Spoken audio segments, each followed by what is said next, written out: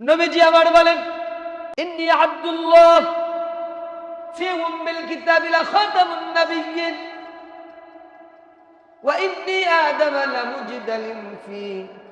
লামুনজাদিলুন ফি তিনিহি। সহিহ ইবনে হিব্বানের ভিতরে আছে। নবীজি আমার বলেন, আল্লাহ পাক আমাকে পৃথিবীতে পাঠাবেন, আল্লাহ পাক আমাকে আমার ব্যাপারে কোন সময়, আল্লাহ পাক আমি আল্লাহর বান্দা, আল্লাহ পাক আমাকে কোন সময় তৈরি করেছেন। নবীজি আমার নিজে বলেছেন, আদম আলাইহিস সালাতু ওয়াস সালাম তাকে যখন রূহ দেওয়া হয় নাই, আদম আলাইহিস সালামের প্রাণ সঞ্চার হয় নাই, মানব রূপ শুধুমাত্র ধারণ করে স্ট্রাকচার করে বডি বানিয়ে কাদা মাটির ভিতরে রেখে দিয়েছিলেন, মানুষ রূহ দেওয়া হয় নাই। আল্লাহ রাব্বুল আলামিন ওই সময়ও উম্মুল কিতাবে আমি শেষ নবী হিসেবে আল্লাহ পাক আমাকে লিপিবদ্ধ করেছিলেন। সুবহানাল্লাহ। অর্থাৎ নবীজি আউয়াল নবী বলা হয় এই জন্যই, আদম আলাইহিস সালাম এই পৃথিবীতে আসার পূর্বেই আল্লাহ রাসূল সাল্লাল্লাহু আলাইহি ওয়াসাল্লাম শেষ নবী হিসেবে উম্মুল কিতাবে লিপিবদ্ধ ছিল। সুবহানাল্লাহ। কোরআন থেকে, ইতিহাস থেকে আমরা জানি আদম আলাইহিস সালাম ছিলেন প্রথম মানুষ। প্রথম মানুষ, প্রথম নবী। পৃথিবীতে মানুষ বলতে কেউ ছিল না। হযরত আদম আলাইহিস সালামকে এট ফার্স্ট সৃষ্টি করেন আল্লাহ পাক। কিন্তু বিশ্বনবী সাল্লাল্লাহু আলাইহি ওয়াসাল্লাম বলেছেন, আদম আলাইহিস সালামকে রূহ দেওয়ার আগেই ইন্নী আদামা লামুনজাদিলুন ফি তিনিহি, কাদা মাটির ভিতরে যখন লুটিয়েছিল ওই সময়ে আল্লাহ পাক আমাকে শেষ নবী হিসেবে লিপিবদ্ধ করেছিলেন উম্মুল কিতাব। সুবহানাল্লাহ। আমরা কেমন নবীর উম্মত? আমরা নবী পেয়েছি একেবারে শেষ, আমাদের নবী শেষ নবী, আখিরি জামানার পয়গম্বর। কিন্তু এই নবীর ব্যাপারে আল্লাহ পাক আদম আলাইহিস সালামের সৃষ্টির শুরুতেই নবী হিসেবে ঘোষণা দিয়েছিলেন। সুবহানাল্লাহ। হযরত আবু হুরায়রা রাদিয়াল্লাহু আনহু থেকে বর্ণিত অন্য হাদিসে পাওয়া যায়, সাহাবায়ে কেরাম জিজ্ঞাসা করলেন, ইয়া রাসূলুল্লাহ মাতা ওয়াজাবাত লাকান নবুওয়াতা, হে রাসূল আপনি কখন থেকে নবুয়ত লাভ করেছেন, আপনার নবুয়ত স্থিরীকৃত হয়েছে কখন থেকে জানতে চাই। বিশ্বনবী সাল্লাল্লাহু আলাইহি ওয়াসাল্লাম সাহাবীর প্রশ্নের জবাবে বলেন, ক্বালা ওয়া আদামা বাইনার রূহি ওয়াল জাসাদ। আল্লাহু আকবার। তিরমিজি শরীফের হাদিস। রাসূলুল্লাহ সাল্লাল্লাহু আলাইহি ওয়াসাল্লাম বলেছে, আদম আলাইহিস সালামকে রূহ দেওয়া হয় নাই, জিসম এবং রূহ এর মাঝামাঝি সময় আল্লাহ পাক ওই সময় আমাকে নবুয়ত দিয়েছিলেন, নবুয়ত লিপিবদ্ধ করেছিলেন। সুবহানাল্লাহ। মাতা ওয়াজাবাত লাকান নবুওয়া, হে রাসূল কখন থেকে আপনি নবুয়ত লাভ করেছিলেন? রাসূল বললেন, আদামা বাইনা রূহি ওয়াল জাসাদ, আদম যখন রূহ এবং জাসাদের মাঝামাঝি, জাসাদুর মানে কি শরীর, জাসাদুর মানে কি শরীর, রূহ এবং প্রাণ এবং শরীরের মাঝামাঝি এই সময় আল্লাহ পাক আমাকে নবুয়তের ব্যাপারে উম্মুল কিতাব স্থির করেছিলেন। অনেক ইতিহাসে অনেকজন অনেক ব্যাপার অনেক রকম লিখেছেন। বিশ্বনবীর ভবিষ্যতের বাণী, আগমনের ভবিষ্যৎবাণী হাজার হাজার বছর ধরে অন্যান্য নবী রাসূলগণ আমার নবী বিশ্বনবী সাল্লাল্লাহু আলাইহি সাল্লামের এই পৃথিবীতে আসার ভবিষ্যৎবাণী করেছিলেন। সুবহানাল্লাহ। তাওরাত, জবুর, ইনজিল কিতাবে অসংখ্য সহিহ কিতাবে যতগুলো কিতাব এসেছিলেন, পূর্ববর্তী সকল নবী রাসূলগণ আখির জামানার পয়গম্বর নবী মুহাম্মদ রাসূলুল্লাহ সাল্লাল্লাহু আলাইহি ওয়াসাল্লামের ভবিষ্যৎবাণী করেছেন। সুবহানাল্লাহ।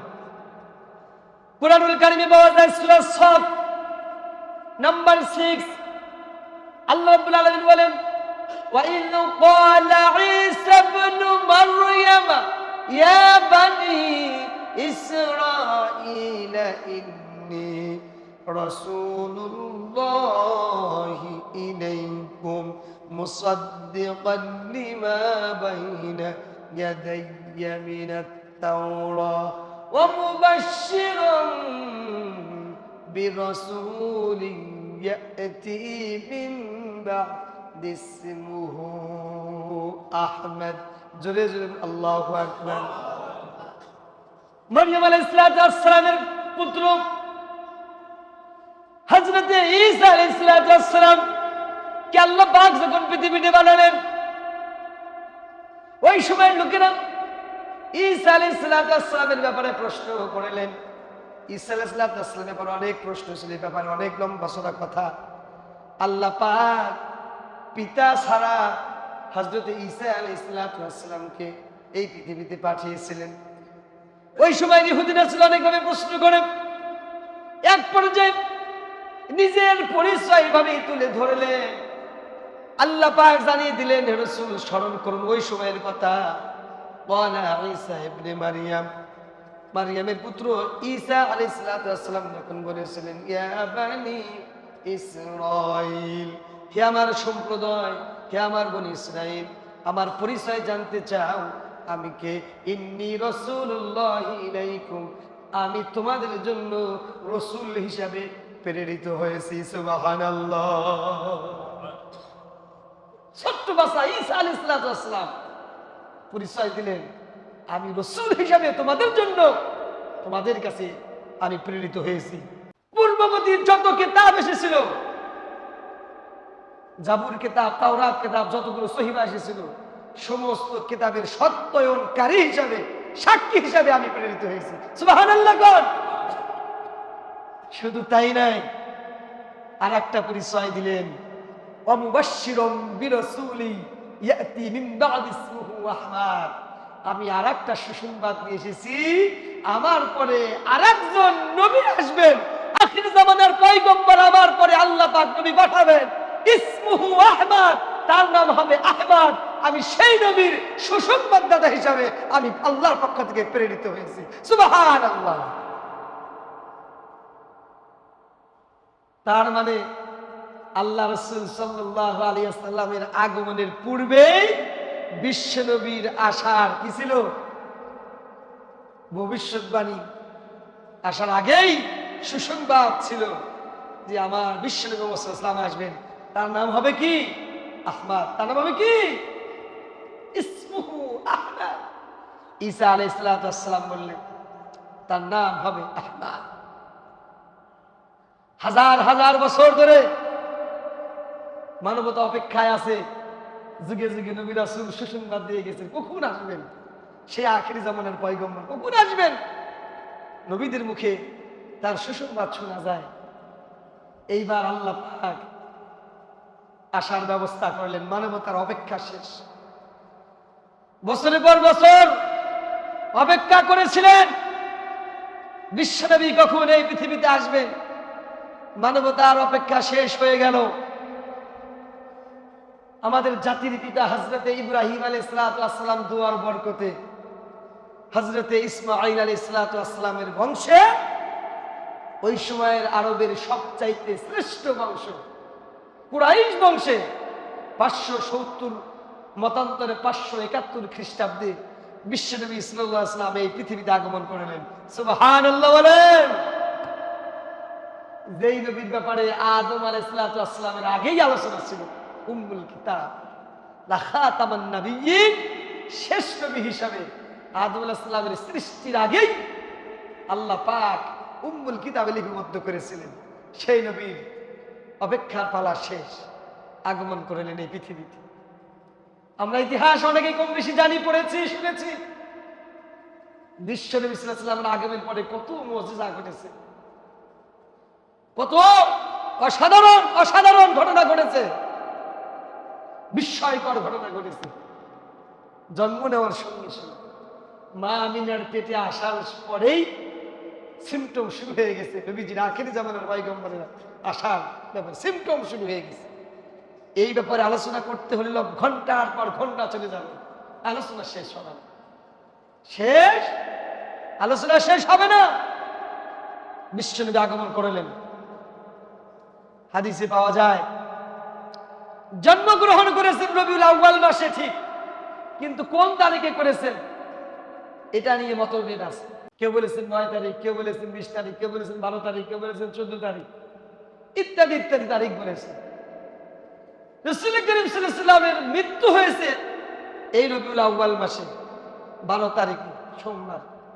এইটা একেবারে স্পষ্ট, সবার একই মত যে 12 তারিখ রাসূল ইন্তেকাল করেছেন। কিন্তু রাসূল করিম সাল্লাল্লাহু আলাইহি ওয়াসাল্লাম জন্মগ্রহণ করেছেন 12 রবিউল আউয়াল, এই বিষয়টা নিয়ে কিছু মতভেদ রয়েছে। কেউ বলেছেন না বিভিন্ন তারিখ, কেউ কেউ বলেছেন মুস্তাবদের অধিকাংশ বলেছেন 12 তারিখে হতে পারে, কিন্তু দিনটা ছিল সোমবার। কি বার? দিনটা ছিল সোমবার। এটা একেবারে ঠিক, এটা একেবারে সত্য। সোমবার রাসূল করিম সাল্লাল্লাহু আলাইহি ওয়াসাল্লামের সোমবারের দিন রোজা রেখেছেন। সাহাবায়ে কেরাম জিজ্ঞাসা করলেন, রাসূলুল্লাহ আপনি সোমবারে রোজা রাখছেন কেন? রাসূল সাল্লাল্লাহু আলাইহি ওয়াসাল্লাম বলেছেন, যালিকা ইয়াউমুন উলিদতু, এই দিনে আমি জন্মগ্রহণ করেছি, এই দিনে আমাকে আল্লাহ পাক নবুয়ত দিয়েছেন, এই দিনে মক্কা থেকে আমি মদিনায় হিজরত করেছিলাম, ইত্যাদি নানা ঘটনা এই সোমবার দিন ঘটেছিলেন। আল্লাহ রাসূল শুকরিয়া আদায় স্বরূপ, কৃতজ্ঞতা স্বরূপ সোমবারের দিন রোজা রাখেন। সুবহানাল্লাহ। সোমবারের দিন রাসূল জন্মগ্রহণ করেছিলেন, এটা ট্রু, এর ভিতরে কোনো কিনাই দ্বিমত নেই। শুধু তারিখের ব্যাপারে কিছু দ্বিমত রয়েছে। মোস্ট অফ দি অধিকাংশ স্কলার ইতিহাসবিদরা লিখেছেন 12 রবিউল আউয়াল।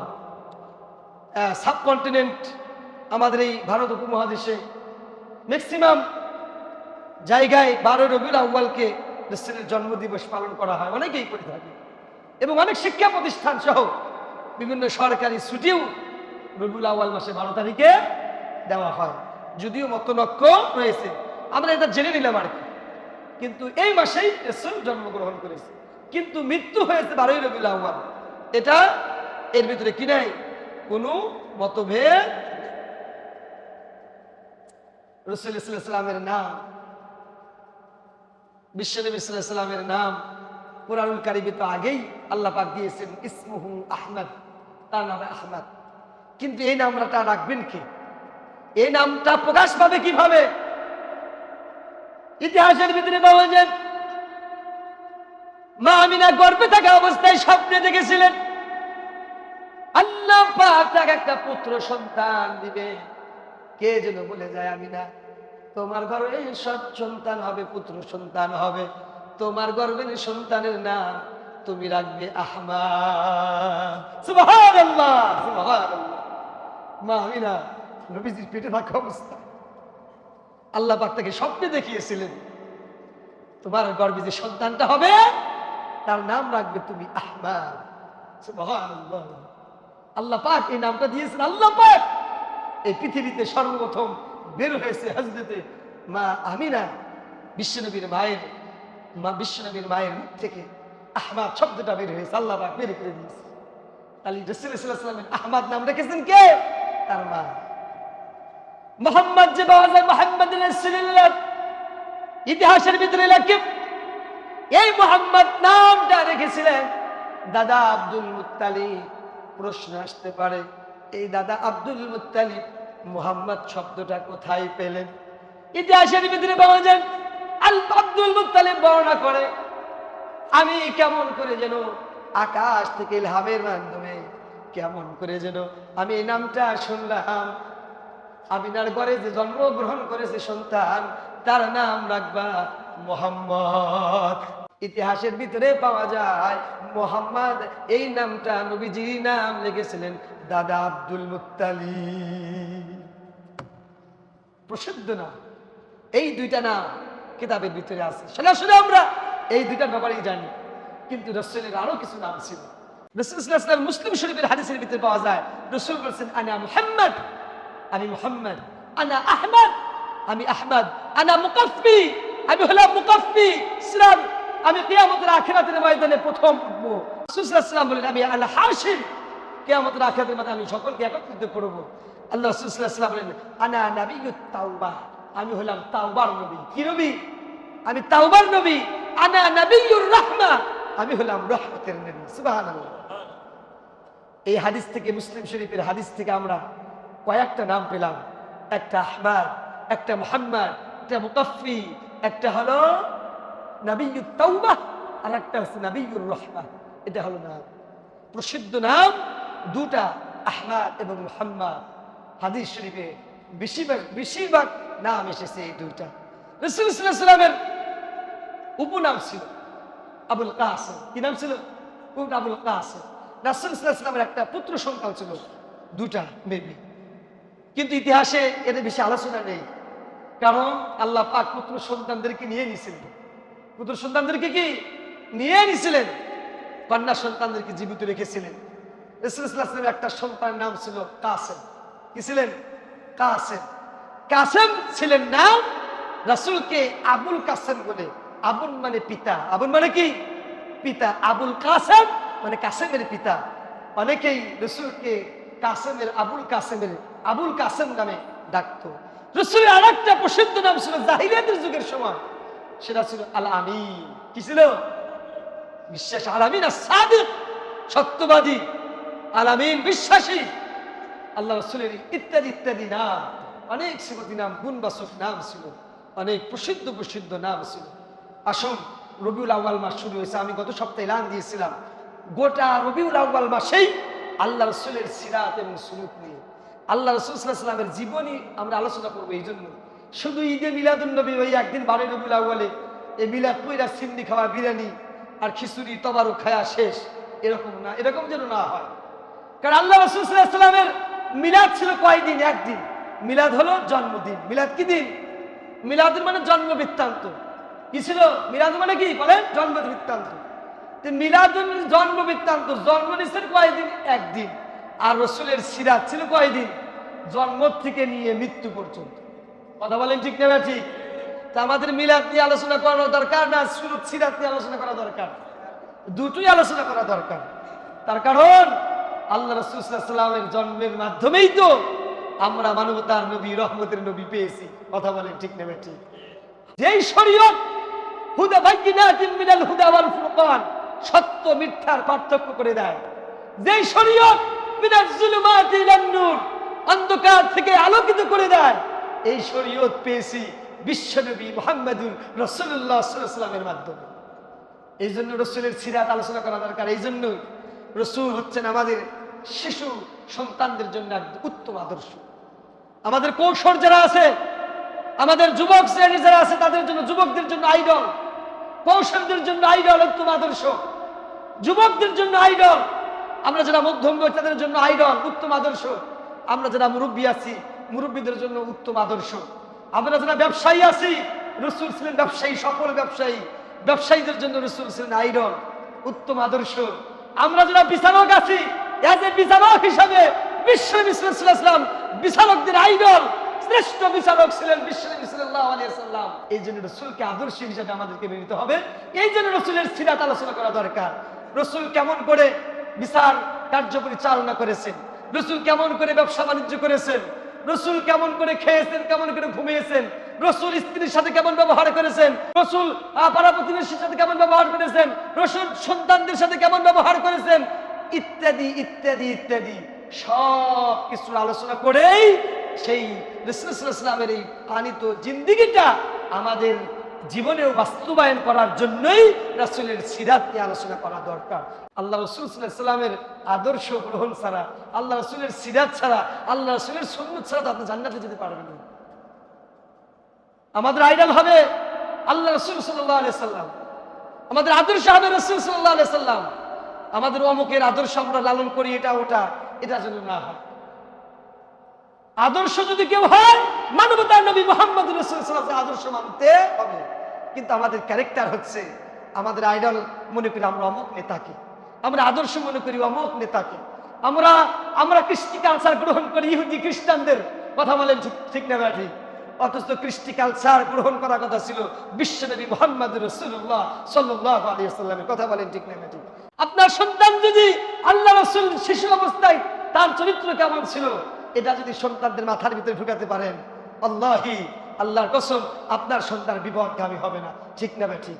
আপনার পারিবারিক জীবনে আপনাদের সন্তানদের মাঝে আপনি যেখানে ব্যবসা করেন সেই আপনার কলিগ যারা আছে, যেখানে চাকরি বাকরি করেন কলিগ যারা আছে, আপনি একজন নেতা কর্মীদের মাঝে আপনি ইত্যাদি ইত্যাদি যত সেক্টরে আপনার অবস্থান আছে প্রত্যেকটা সেক্টরেই আল্লাহ রাসূলের জীবনী আলোচনা করা শুরু করেন।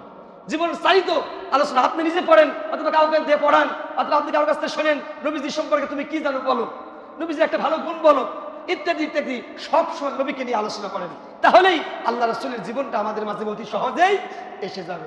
আল্লাহ পাক আমাদের আল্লাহ রাসূলের জীবন সম্পর্কে ভালোভাবে জ্ঞান অর্জন করা, উপলব্ধি করার বোঝার তৌফিক দান করুন। আমিন।